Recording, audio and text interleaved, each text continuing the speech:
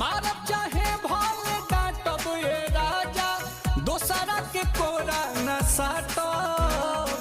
माया त बात लेब ये हो बलमुआ रावा के हम कैसे बाटो रह घरे हो हमरे जरे हो तो जाए देही बुना छूटा चारे हो कही तत दिन रात सुगा लेखा दूध भात अपने ही हाथे खियाईती अरे बाहर न जइती पिया घर ही कम